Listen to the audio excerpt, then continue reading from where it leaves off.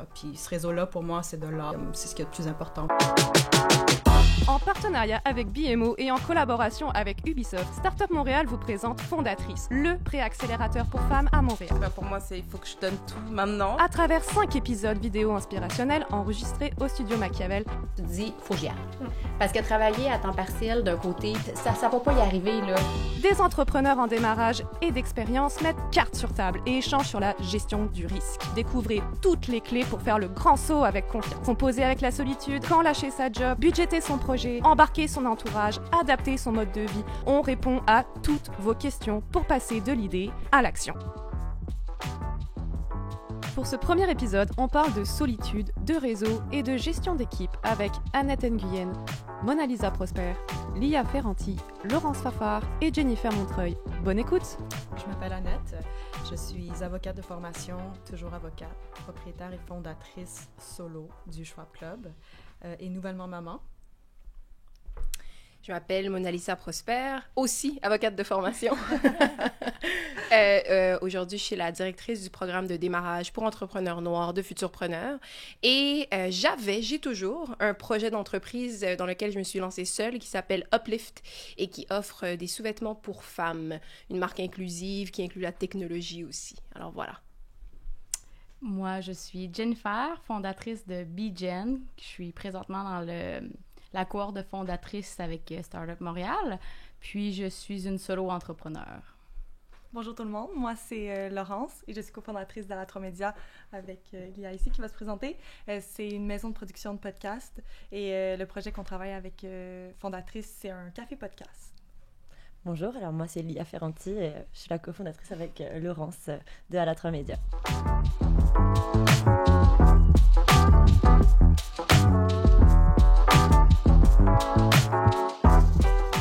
Moi, je peux commencer. Mon entreprise, moi, c'est de l'encadrement et pour des gens qui veulent prendre leur bien-être en main, c'est de la motivation, puis c'est de la discipline. Puis, étant donné que je suis comme une coach, puis je suis un peu toute seule là-dedans, ce qui m'aide à pas être dans la solitude, c'est vraiment mes clients. C'est l'échange que j'ai avec mes clients qui vraiment me nourrit dans tout ce qui est l'influence, que je vois vraiment que je peux faire un grand changement dans leur vie. Donc, je me nourris de ça, puis je me sens beaucoup moins seule parce que, justement, j'ai pas de cofondateur. Mais par contre, de travailler sur mon entreprise toute seule, parfois, il y a comme, je pense, beaucoup de hauts et de bas parce que t'as pas personne à tes côtés pour te dire « Hey, OK, tu sais, continue, lâche pas. Je sais que t'es peut-être dans un petit moment un peu plus noir, mais tu sais, continue. » Fait que c'est comme une auto-gestion de motivation et de discipline. Fait que... ouais, ça serait pas. Est-ce que tu as des personnes sur lesquelles tu reposes ou que des personnes contacts ou prioritaires auxquelles tu parles quand tu as besoin d'un petit peu de motivation? Ou... Ben, c'est sûr que, tu sais, il y a ma famille. Ma famille me connaît ma personnalité, sait comment je suis avec les gens. Donc, des fois, quand j'ai des doutes, ils sont comme « Non, Jen, tu sais, il faut vraiment que tu continues. » Ça fait 10 ans que je suis un entraîneur dans un gym. Fait que j'ai comme... Tu sais, ils ont pu me voir évoluer à travers ça. C'est sûr aussi qu'il y a mon copain qui voit que je travaille fort à tous les jours.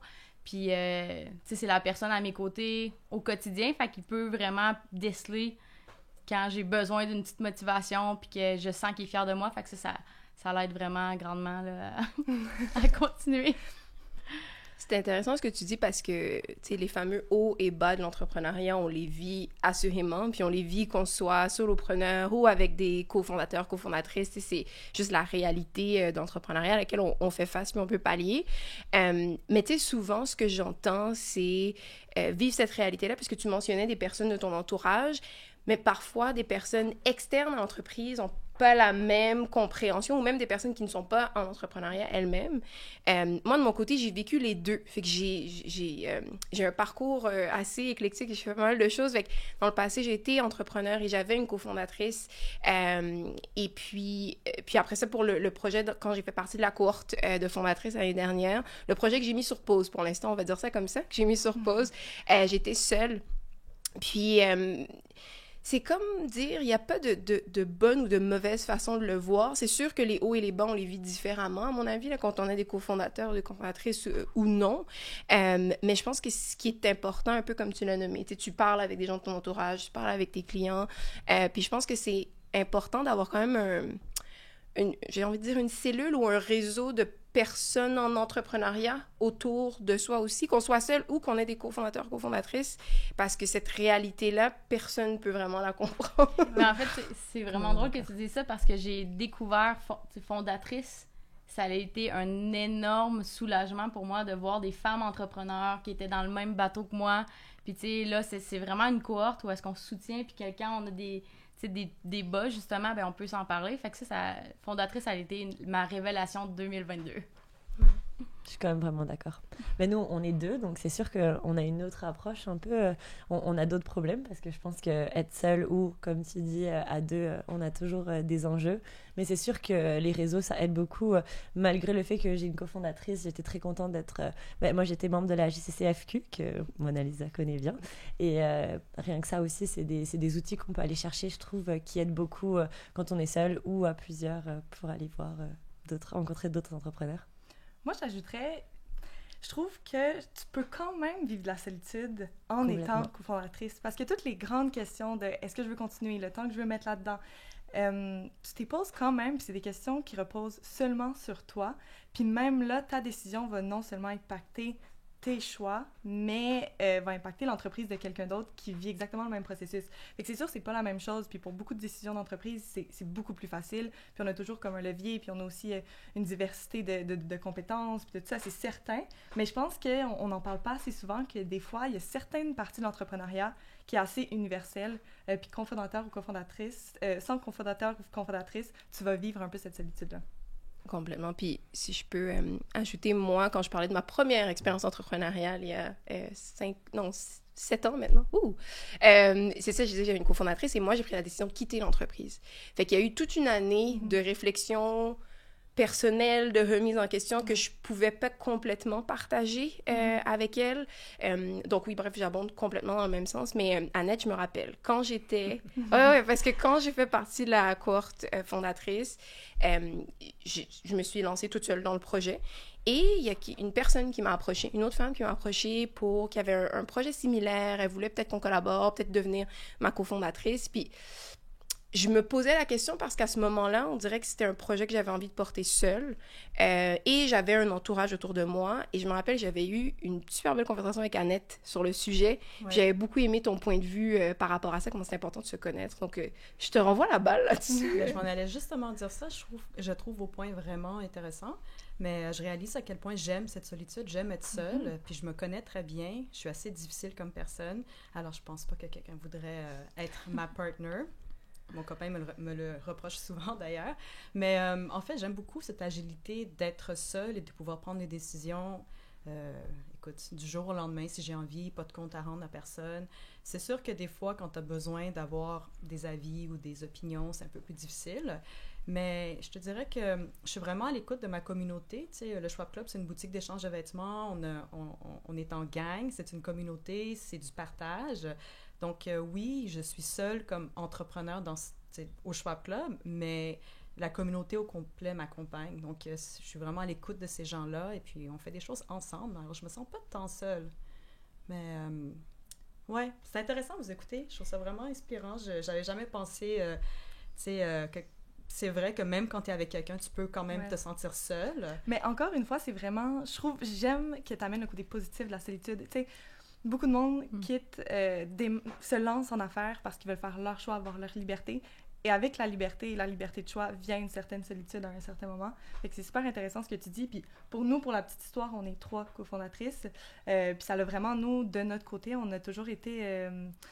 ça s'est fait tranquillement. On n'a pas décidé d'être entrepreneur. On s'est comme devenu un projet entrepreneurial. Puis ça a toujours été une très belle relation, puis un développement. Puis on s'est toujours considéré quand même assez chanceuse pour le fait d'être ensemble dans ce projet-là, surtout à un aussi jeune âge, qu'on savait pas trop où on s'en allait.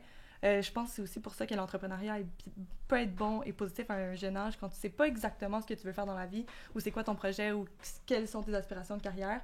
c'est bon d'avoir des personnes aussi qui vont t'éclairer et te remettre sur le bon chemin aussi quand ça fonctionne pas. Clairement. Nous, ça nous a aidés. On est tellement complémentaires. Je pense que sans mes cofondatrices, j'aurais pas été aussi loin. Au bout d'un moment, je pense que j'aurais eu des obstacles. J'aurais peut-être recommencé. Je pense que ça nous a permis, en fait, d'amener ce projet plus loin que ce qu'on aurait pu si on était juste toute seule. Mais je pense que ça dépend vraiment de son équipe. Nous, c'est vraiment la chance d'être complémentaires qui nous a permis d'avoir ça, mais justement, vu qu'on est tellement différentes dans notre complémentarité, ça crée vraiment, c'est vrai que des fois, on est seul dans notre opinion, puis dans notre manière d'avancer. Comment vous faites pour gérer un peu l'implication? Parce que, tu sais, vous pouvez pas être impliqué à toute une partie égale, à des moments égaux dans le projet. Donc, comment vous faites pour gérer ça, pour pas avoir comme ce sentiment de « OK, ben là, j'en donne-tu assez pour ma collègue » ou comment vous faites pour gérer ça? Un gros défi.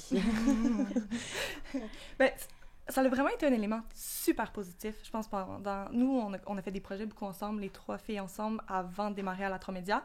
Puis ça a toujours été super positif parce qu'on les filles sont passées à travers la maîtrise, tout le monde est rentré dans le milieu du travail. Fait que c'était vraiment un travail d'équipe, puis on venait patcher quand quelqu'un travaillait moins ou plus. Par contre, dans les derniers 6 mois, ça a été complètement différent parce que Lia a décidé de se lancer à 100% dans l'entreprise. Et moi, j'ai décidé de garder mon travail parce que c'est une autre de mes passions que je ne veux pas laisser aller. Puis la même chose pour Sandrine. Fait que là, c'est devenu plus complexe parce que c'est comment on valorise le travail qui est fait par une des cofondatrices qui en fait davantage, mais comment on se sépare encore le poids des décisions. C'est assez intéressant. Mais est-ce que vous 3, vous avez considéré à un certain point amener quelqu'un d'autre dans le projet, avoir une cofondatrice, vous avez toujours préféré... Jamais. Personne ne veut me suivre dans ma folie. Puis j'aime pas ça convaincre les gens que oui, ça se fait, on va le faire. Tu t'es jamais fait approcher? Oui, je me suis fait approcher pour plus comme des extensions de ce que je fais déjà, pas tout à fait ce que je fais, mais je trouve ça difficile parce que je me connais, puis je vais très vite. Et j'ai peur de décevoir, qu'il y ait des frictions, et puis j'ai pas envie de m'embarquer là-dedans. Je me dis, c'est beaucoup d'énergie, je préfère faire les trucs seule. Je me gère, mettons. Moi, j'ai eu les deux, là. Comme je disais, j'ai pris la décision de me lancer. On était 3 même au départ. Puis, si j'avais à le recommencer, je le referais exactement avec les mêmes personnes. C'est ce qu'il me fallait pour le type d'entreprise. En fond, on a cofondé un bureau qui offrait à la fois des services juridiques et de la consultation d'affaires. Fait qu'on était très complémentaires, ça allait bien. Pour Uplift, disons que j'étais dans une position complètement différente. C'était vraiment une passion pour moi. Ça allait encore, tu sais, le projet, puis l'industrie dans laquelle le projet s'inscrit. Et à ce moment-là, je sentais que c'était un projet que j'avais envie de diriger seule. Je savais, tu sais, un peu comme ce qu'Annette dit, je pense que c'est important qu'on doit apprendre à se connaître, accepter qui on est, ce qu'on veut faire, et trouver des manières de s'entourer sans pour autant, si ça fonctionne pas, là, que ce soit avec un cofondateur ou une cofondatrice. J'ai été approchée justement par une personne, puis je le sentais pas. Je sais que j'ai pas évidemment, on n'a jamais toutes les forces, tout ce qu'il faut, mais ça me fait penser, vous avez parlé beaucoup de complémentarité là, entre vous 3. Oui, c'est génial quand on a des cofondateurs, cofondatrices avec lesquels ça clique puis qu'on peut s'aligner, mais on peut aller chercher cette complémentarité-là d'une autre manière aussi, sans nécessairement ajouter une personne, on va dire, au même pied d'égalité ou autre, là, ou avoir un cofondateur. Puis il faut pas l'oublier, ça non plus. Il faut être très à l'aise dans ce qu'on décide de faire, parce qu'au final, peu importe ce qu'on décide, ça sera jamais facile. Donc, autant mieux s'assurer d'être, disons, bien dans la décision, puis de favoriser le tout. Donc, c'est ça. De mal s'associer, ça peut aussi te ralentir. Oh mon Dieu, oui. Oui, ça, c'est encore certain. plus de travail, d'énergie.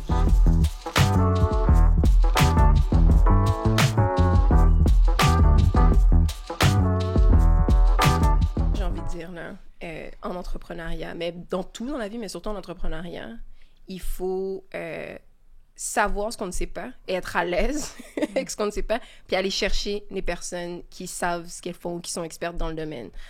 La meilleure décision à prendre, c'est de s'entourer des bonnes personnes. Donc, ouais, 100%, je pense que c'est important. Peu importe la manière que ça prend, est-ce que c'est une personne qu'on engage, est-ce que c'est un consultant ou une consultante externe, mais peu importe, il faut absolument aller chercher ces expertises-là parce que on peut, en voulant trop porter de chapeau, on finit par être moins efficace et ça peut juste finir par nous nuire, tout simplement. Fait que moi, je suis vraiment comme ça. Mais c'est vraiment intéressant ce que tu dis parce que je pense que sais, en tant qu'entrepreneur, ce que tu as de plus riche, c'est ton temps. Puis ton projet, c'est ton idée. Donc, quand tu mets de l'énergie et du temps ailleurs, c'est là où est-ce que le développement stratégique de ton entreprise, où est-ce que tu veux amener ton entreprise, tu mets pas cette énergie-là à cet endroit-là, tu le mets par exemple dans la comptabilité, dans l'administration, et là, tu commences à perdre un peu cette flamme-là qui t'anime puis qui fait en sorte que ton projet avance et avance.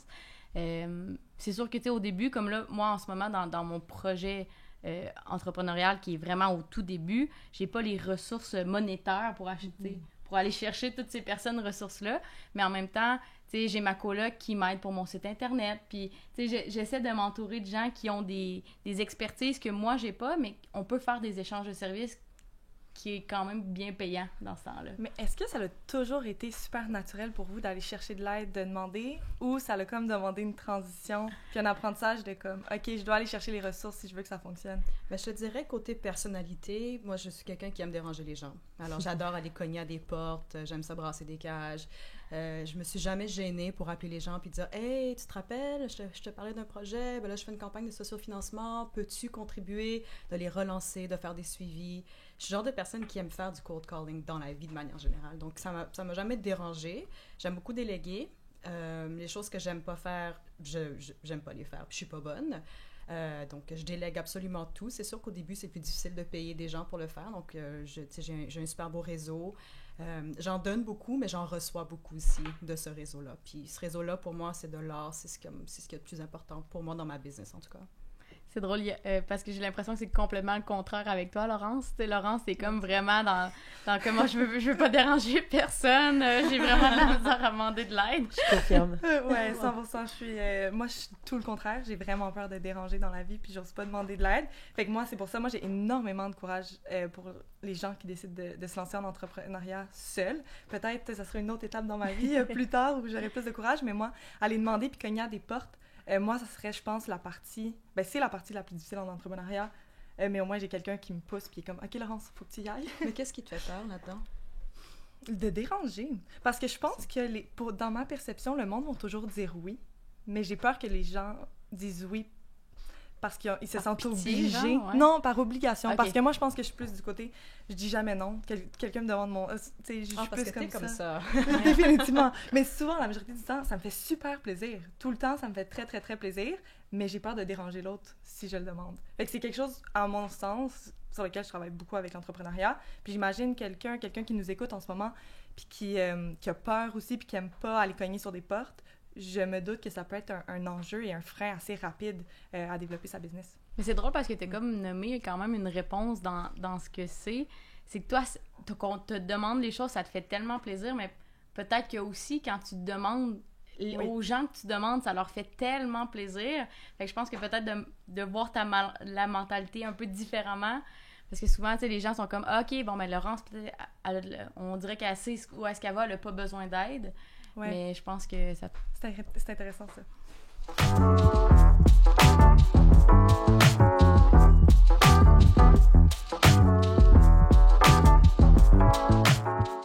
Moi, je pense qu'il ne faut pas parler de son idée à son entourage. Non, pas parce que ton entourage va te voler ton idée, mais parce que souvent, quand on en parle, les gens ont peur pour nous parce qu'ils vont regarder notre idée à travers leur lentille. Ils vont se dire, c'est pas possible, c'est pas une bonne idée. Moi, si j'étais toi, je ne ferais jamais ça. Mais c'est justement ça, le truc, c'est que tu n'es pas moi.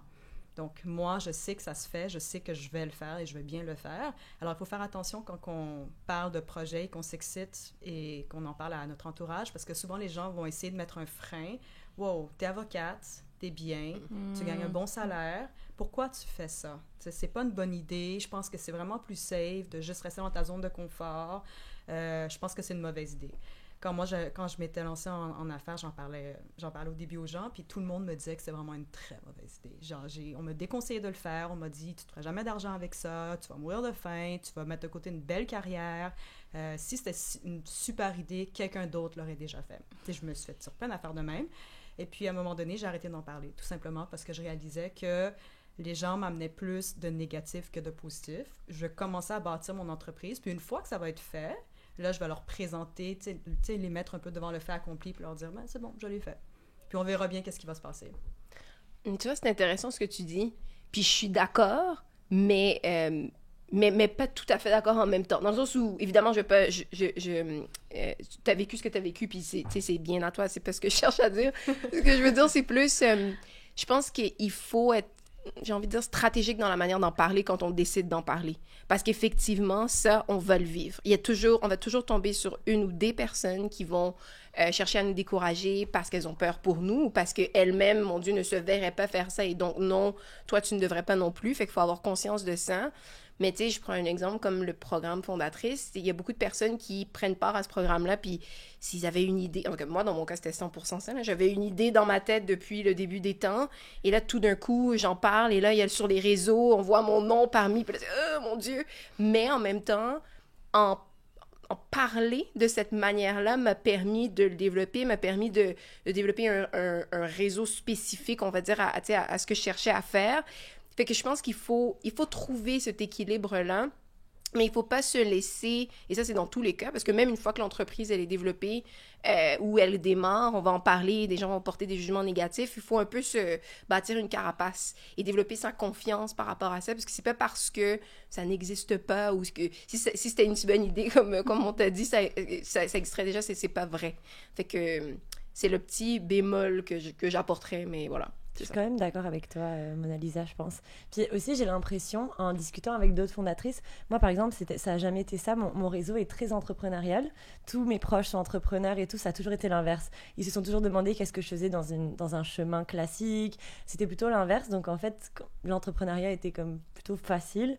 Mais à l'inverse, en discutant avec d'autres, je me rends compte que c'est comme si les gens ont peur de l'afficher parce qu'ils ont peur de ne pas y arriver et comme si ça allait décevoir les autres. On a comme cette espèce d'impératif à la productivité. Donc si tu dis un projet, tu dois le faire, tu dois y arriver, ça doit être une réussite. Alors que si tu le dis pas, tu peux ne pas y arriver, puis c'est correct. Alors qu'en fait, c'est pas grave d'essayer. Au contraire, tu as eu le courage d'essayer, de te lancer. Au pire, tu tombes, c'est pas grave. Tu recommences, tu te relèves, tu apprends de tes erreurs. Moi, ça a été vraiment plus ça que je trouve... On a vraiment cette peur-là, justement, comme tu dis, l'afficher sur les réseaux, ça veut dire, OK, qu'est-ce que je fais? Je quitte mon emploi pour partir à un projet. Mais en fait, c'est au contraire, c'est du courage. Puis je pense qu'il faut qu'on arrête d'avoir peur d'échouer parce que c'est juste, c'est pas un échec, c'est un apprentissage. C'est intéressant aussi ce que tu as dit, Annette, parce que, tu sais, souvent, la société, on a des standards. Donc là, tu sais, t'as dit, tu vas lâcher, t'es avocate de formation, tu gagnes bien ta vie, puis tu vas lâcher tout ça pour peut-être ne pas réussir, tu sais. Mais en même temps, est-ce que la question qu'il faut qu'on se pose, c'est est-ce que au day-to-day, est-ce que tu es heureuse dans ce que tu fais ou ton projet que tu veux démarrer, ça va vraiment te nourrir plus, puis que tu vas te lever le matin, puis tu vas faire comme, hey, OK, là, je me sens bien avec ce que je fais. Puis, fait qu'il y a beaucoup aussi la société qui a un gros impact sur comment qu'on peut penser, puis l'objectif, c'est d'essayer de le plus possible de pas embarquer là-dedans. Moi, je l'ai vécu dans ma vie personnelle parce que j'ai étudié la danse. Je voulais devenir danseuse professionnelle. Puis au bout de ce programme-là, ben, mes parents, ma famille, mon entourage a dit ben tu serais mieux d'aller à l'université parce que je vois pas comment tu pourrais vivre de ça. Fait que, tu sais, là, c'est vraiment beaucoup de pression qui fait en sorte que j'aurais pu très bien le vivre. Puis j'ai des amis qui l'ont fait, ils vivent de ça, puis c'est les personnes les plus heureuses. Je dis pas que je suis pas heureuse en ce moment, mais en ce moment, mon projet BeGen, justement, ça me nourrit beaucoup. Puis je pense que c'est un peu le saut, tu sais, de s'afficher, puis de dire, hey, moi, je sais quelque chose. Peut-être qu'il y a des gens qui ont trop peur d'essayer des choses, mais moi, je l'ai essayé, je suis bien là-dedans. Même si je réussis pas, il va toujours avoir... Tu peux toujours revenir avocate, là, sans problème. Là, ben, je le dis souvent, ma plus grande réussite, c'est pas de devenir avocate, c'est d'avoir renoncé à une carrière d'avocate pour me faire plaisir. C'est beaucoup de courage. Ben, c'est ma plus grande réussite. Ça, je suis vraiment fière. Félicitations. Merci. C'est quoi la réussite au final? Est-ce que c'est avoir un bon salaire ou est-ce que c'est être heureux au day-to-day? C'est ça, exact. Ça dépend comment on quantifie ça, je pense, et si on veut le quantifier. Ouais. Je suis tellement d'accord avec tout ce que vous dites. Puis je trouve par rapport au point que tu disais, je pense que c'est un apprentissage dans la vie aussi à comment le discuter. Genre, comment discuter avec les gens. Est-ce que quand tu t'en discutes, tu te poses un questionnement puis tu attends une réponse de la personne? Ou, tu t'es assez clair pour expliquer ou démontrer que tu veux pas nécessairement un avis. Puis moi, je trouve que ça a été un apprentissage qui a absolument tout changé, autant dans l'entrepreneuriat que pour autre chose. C'est de pas nécessairement laisser la place, des fois, dans les conversations aux gens, de venir te piquer où ça pourrait faire mal. Fait que je pense que ça, c'est le premier point. Et le deuxième point, par rapport à l'aspect d'avoir peur que les gens nous volent l'idée. Je sais pas si vous vous rappelez, les filles, mais la première rencontre de En Vol de fondatrice, je sais pas si ça a été ça dans ta cohorte aussi, tout le monde, le plus gros stress, c'était « Non, mais je veux pas en parler, je veux pas faire ma validation, je veux pas faire d'entrevue parce que j'ai peur que mon idée soit volée. » Puis, une crainte que nous-mêmes, on avait. Puis je pense que ça a été super intéressant parce que, étape par étape, rencontre par rencontre, tout le monde a déterminé que, OK, au bout du compte, c'est en parlant que je vois les erreurs, que je vois qu'est-ce qui fonctionne, et que si quelqu'un décide de voler mon idée, ça sera pas à ma couleur, ça sera pas avec mon input, mon angle. Donc, c'est pas plus grave que ça, et ça démontre juste que c'est une bonne idée. Fait que ça, je pense aussi, c'est quelque chose qu'il faut déconstruire, puis qu'il faut pas avoir peur d'être challengé sur ces aspects-là. Puis, je suis 100% d'accord avec toi. Puis la réalité, là, c'est que se faire voler son idée, avoir des compétiteurs, ça va toujours arriver. Puis si ça arrive pas, wow! puis tu sais, c'est pas parce qu'on en parle que il y a non, excuse-moi, c'est pas parce qu'on se fait voler, par exemple, l'idée, on en parle, que la personne va le développer plus rapidement avant. Après, il y a tellement de choses qui peuvent se passer. Donc, cette pensée de vol d'idées-là, moi, personnellement, je pense qu'il faut quand même la déconstruire parce que, comme tu dis, au final, on le développe à notre sauce, à notre manière, à notre rythme, puis les choses peuvent prendre tellement de directions différentes. Donc, j'aurais tendance à dire de ne pas trop se laisser freiner par ce risque-là. 100% important. Développer son réseau. Je dis pas qu'on développe son réseau uniquement en allant à des 5 à 7 ou autres. Je pense que c'est important de savoir, encore une fois, il faut se connaître. Il y a des personnes qui, aller dans un 5 à 7 où s'ils connaissent personne, c'est angoissant, ça ne fonctionne pas et c'est correct. Il y a une multitude de manières de réseauter, mais dans tous les cas, je pense que développer son réseau, c'est la clé. Moi, ça m'a aidé mon Dieu, autant sur le plan des carrières professionnelles, les différents postes que j'ai occupés, autant pour l'entreprise que j'avais, le projet d'entreprise que j'ai mis sur pause, tout ça, mon réseau m'a énormément apporté à plusieurs niveaux, que ce soit pour trouver des clients potentiels, des partenaires collaborateurs potentiels ou des personnes qui pouvaient juste m'aider à réfléchir différemment, à apporter leur expertise. Fait que non, moi, puis je le dis, là, je parle tout le temps à Jeune sur ce conseil-là, il faut développer son réseau, mais le faire à sa manière. Il y a des gens qui aiment aller dans des 5 à 7, il y a des gens qui préfèrent essayer de contacter une personne, la rencontrer one-on-one, aller prendre un café. Puis je trouve que c'est là qu'on bâtit des relations aussi solides. Puis j'ajouterais, c'est important de développer son réseau, mais c'est important aussi de le nourrir, tu sais, c'est pas juste, surtout si c'est des personnes avec lesquelles on veut garder un lien, mais de prendre l'habitude, un peu comme on le fait avec des amis. Encore une fois, ça dépend de la personnalité de tout le monde. On prend des nouvelles une fois de temps en temps. C'est important aussi à faire, parce qu'au final, c'est des belles relations qu'on cherche à bâtir. Okay. J'aime ça ce que tu dis, parce que souvent, on pense que le réseautage, c'est des 5 à 7, c'est la jeune chambre des commerces, mais c'est vrai que où est-ce que j'ai développé mon réseau, c'est dans des ateliers, c'est dans un programme de fondatrice, c'est dans des webinaires où est-ce qu'il y a des échanges, puis que là, tu te mets à discuter avec d'autres personnes, puis là, tu te rends compte de leur expertise, tu te rends compte du brainstorm qu'on fait ensemble. Fait que je trouve ça, j'avais pas vu ça de cette façon-là, parce que, tu sais, quand on parle de réseautage, on se le fait dire aussi, c'est important que vous vous fassiez voir, que, tu sais, les 5 à 7, puis blablabla. Mais, ouais, je vais en prendre bonne note de ça. Il y a le bénévolat aussi, je trouve, c'est une porte d'entrée facile, parce que tu fais une tâche, tu travailles en fait, donc c'est une façon facile de faire du bénévolat quand tu es gêné dans un 5 à 7. C'est une question de personnalité, je suis complètement d'accord. Il y a des gens qui sont à l'aise dans des 5 à 7 et d'autres qui font d'autres façons, mais c'est sûr que c'est primordial. Je suis tellement d'accord avec tout ce que vous dites. Par contre, pour une personne qui commence, je trouve que oui, développe ton réseau, mais à ton rythme. Un réseau que tu vas être capable de soutenir, parce que c'est plus... Tu sais, j'étais à HEC Montréal, puis c'est un monde aussi où le réseautage, c'est tellement important. Puis j'ai vu beaucoup de monde partir sur des énormes réseaux, partir beaucoup de relations, mais décevoir beaucoup de gens aussi.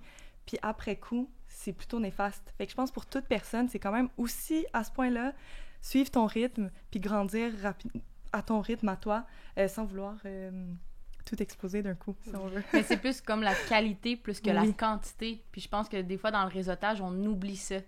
Tu sais, oui, tu peux avoir des milliers de personnes qui te suivent sur LinkedIn, sur les réseaux, mais c'est quoi vraiment que ces gens-là t'apportent au quotidien? C'est ça qui est important, en fait, là. Est-ce que c'est eux que tu vas pouvoir aller demander de l'aide bénévole quand tu as une urgence ou pas? Moi, je cogne aux portes de gens à qui j'ai pas parlé depuis 3-4 ans. Mais j'ai de moins en moins de temps pour aller faire des 5 à 7. Malheureusement, je rêve de boire du vin et tout, mais c'est pas toujours possible. Donc, moi, je nourris beaucoup le réseau que j'ai déjà. C'est un réseau qui m'accompagne depuis mon cégep, mon université. De temps en temps, je vais leur envoyer un message, faire un petit coucou, mais d'habitude, la qualité de la relation fait en sorte que ça ne me gêne pas de les déranger. Alors, j'ai fait une campagne de sociofinancement. Et puis ça, vraiment, c'est du travail. C'est du sport, il faut se réveiller tôt. Et puis, c'est des petits messages personnalisés à chaque personne. Puis souvent, il faut les relancer.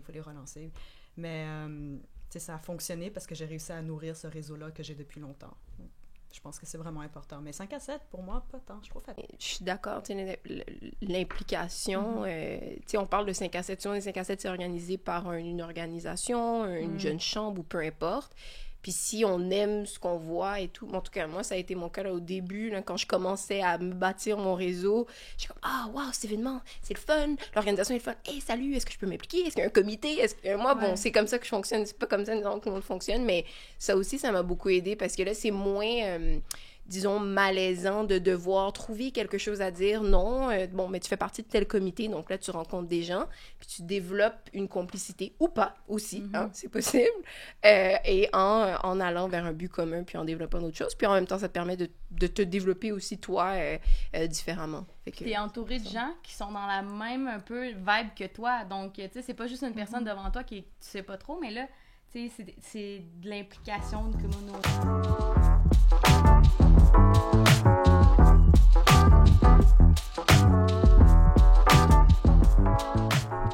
Moi, je ris quand les gens sont comme « Pourquoi tu t'en vas travailler? C'est toi la boss, t'as du staff, pourquoi tu t'en vas travailler? » Puis je pense que ça, c'est comme le plus gros mythe. En fait, je suis la boss de personne, tout le monde est ma boss. Alors moi, j'essaie de faire plaisir au staff, j'essaie de faire plaisir aux fournisseurs, aux clientes, aux propriétaires, aux locataires, mais tu sais, j'essaie de faire plaisir à tout le monde, mais c'est jamais moi la boss. Donc non, effectivement, personne comprend la réalité de c'est quoi être entrepreneuse. Non, du tout. Moi, tu sais, on s'entend, moi aussi, j'ai étudié en droit, je fais mon barreau, j'étais avocate, tout ça. Puis mes deux parents ont immigré d'Haïti. Puis tu sais, c'est vraiment les carrières les plus traditionnelles qu'on a l'habitude de voir. Donc eux, dans leur esprit, leurs 4 enfants allaient trouver leur voie parmi les carrières traditionnelles. Fort heureusement, moi, je suis le bébé d'une famille de 4, je suis arrivée bien après.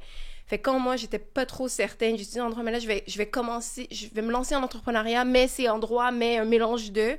Je sais que mes parents ont absolument rien compris. Mais j'ai eu la chance quand même, ils m'ont supporté, évidemment, ils m'ont beaucoup supporté, mais je sentais cette incompréhension-là, et aussi, on parlait de réseautage, moi, au début... c'était beaucoup moi qui allais dans des 5 à 7 ou qui... Fait que tout le temps, à l'époque, j'habitais chez mes parents, donc là, je me lance en affaires et en plus, je suis jamais là et je vais tout le temps à des cocktails, pourquoi, etc. Fait que ça m'a pris un certain temps accepter, tout simplement, puis laisser le temps faire les choses. Puis ça revient un peu à la confiance qui se bâtit là, au fil du temps, même confiance en soi, puis de pas cette carapace-là, puis de dire juste crois en moi je crois en moi, puis les choses, tu vas comprendre éventuellement. Mais non, c'est une réalité, puis c'est comme on disait un peu au début là, par rapport à juste savoir s'entourer sans nécessairement que ce soit cofondateur ou cofondatrice. Il y a personne qui peut comprendre la réalité de l'entrepreneur à part un entrepreneur aussi. Tu sais, ça, c'est juste un fait. Fait que moi, je dis que c'est toujours bon dans son entourage d'avoir une des entrepreneurs, juste pour pouvoir... Des fois, ça fait du bien de ventiler et de savoir que la personne autour de nous comprend un peu ce qu'on vit, même si c'est pas le même type d'entreprise. Moi, je l'ai vécu. Excuse-moi. Non, vas-y. J'allais juste dire que je l'ai vécu très récemment parce que j'ai accouché le 22 mars d'une petite fille en santé et le 28 mars, je suis retournée travailler. Et j'ai pas arrêté de travailler depuis. Et je pense que pour plusieurs personnes, c'est un peu bizarre. Tu sais, les gens me regardent, ils me disent, pourquoi tu fais ça? Prends ton congé de maternité. Mais c'est juste que c'est tellement important pour moi de continuer d'être l'entrepreneuse que j'étais, parce que être maman, c'est juste une identité qui se rajoute à ce que j'avais déjà à la base. Tu peux pas enlever l'entrepreneuse en moi. Donc, je suis retournée travailler et puis j'assume très bien ce choix-là. Ma fille m'accompagne d'ailleurs presque tous les jours pour aller travailler. Mais c'est vrai que ça a été rencontré avec beaucoup d'incompréhension de la part de d'autres femmes qui ne vivent pas ça, qui ont des vrais congés de maternité ou qui sont à la maison pendant 1 an de temps. Et puis, tu sais, je veux dire, c'est très bien aussi, c'est juste pas le choix que j'ai fait moi. Ça rentre dans cette histoire de moule, tu sais, ou ah, OK, tu es supposé faire X, Y, Z parce qu'il t'arrive X, Y, Z, mais non. Tu sais, on définit ce qu'on veut, on a notre propre réalité, puis il faut arrêter de toujours devoir se conformer, puis on dirait que ça dérange les gens quand ils voient quelque chose, une situation qui est complètement opposée à ce qui devrait être, tu sais. Puis en tant qu'entrepreneur, en tant que femme entrepreneur, on doit pallier avec ça beaucoup, puis savoir garder son cap. Moi, Annette, je t'admire beaucoup, parce qu'à toutes les fois, mais c'est sincère, à toutes les fois qu'on a discuté, t'es très direct, mais confortable avec qui tu es et ce que tu veux faire, et c'est tout. Puis on gagnerait tous à avoir un petit peu d'Annette là en soi, parce que c'est... Non, mais c'est vrai. Puis on doit apprendre à faire ça, parce que les gens ont de la difficulté avec la différence. Moi, c'est un peu comme Lia. Moi, je viens d'une famille d'entrepreneurs, donc j'ai vraiment ce côté-là que les gens comprennent, mais là où est-ce que j'ai de la difficulté, c'est la différence de génération d'entrepreneurs. Et là, ça vient plus aussi challenger, je dirais. Donc là, tu sais, mon père est un entrepreneur, puis il s'est associé avec mon frère, mais leur façon de gérer leur entreprise est différente de la mienne. Fait que puis moi, des fois, je suis pas toujours d'accord avec comment ils gèrent leur entreprise. Donc, ça vient apporter des discussions différentes. Même si, par exemple, j'avais des parents un peu traditionnels, on est confronté à autre chose quand même. Là. Moi, de mon côté, aussi, je viens de parents... dans le fond, eux autres, ils ont démarré dans le milieu artistique. Fait que pour eux autres, l'entrepreneuriat, c'était complètement différent que notre perception, la perception de beaucoup de monde. C'était plutôt pour avoir une diversification de ressources financières, parce que puisqu'ils étaient pigistes, ils se disaient « OK, il faut faire autre chose au cas où que la job de base ne fonctionne pas aussi bien qu'on le pense. » Fait que c'est complètement une différence, une perception de l'entrepreneuriat dans laquelle j'ai grandi. Fait que pour moi aussi, j'ai jamais eu de jugement ou quoi que ce soit. C'est même un moment donné qui était comme « T'es sûr que tu veux pas te partir à ton plein là-dessus? Tu veux pas laisser tomber ta job? Essaye pour de vrai, là, puis tu verras si ça fonctionne. » Fait que c'est pour ça j'ai vraiment été chanceuse d'avoir un tel support. Et puis j'ai trouvé ça super intéressant, par contre, de voir cette différence-là, parce qu'en développement dans le milieu entrepreneurial aussi, j'ai réalisé à quel point c'était une vision qui n'était pas encouragée tant que ça, ou qui n'était pas si normale, si on veut. Ça me fait penser avec le programme Fondatrice. Ce qui est intéressant, c'est que tu viens valider ton idée. Fait que, tu sais, moi, je me vois encore avec mes parents entrepreneurs. Puis là, tu sais, tu te dis, OK, j'ai cette fibre-là. Est-ce que ça marche pour moi? Est-ce que je suis les pas de mes parents? Il y a beaucoup une identité que tu te crées à partir de là. Puis ce qui est le fun avec Fondatrice, c'est que ça te donne la chance de valider cette idée-là, puis de te dire, est-ce que j'en suis vraiment un? Est-ce que c'est ça que je veux faire de ma vie? Est-ce que je peux prendre mes propres choix? Fait que c'est ça qui est super intéressant.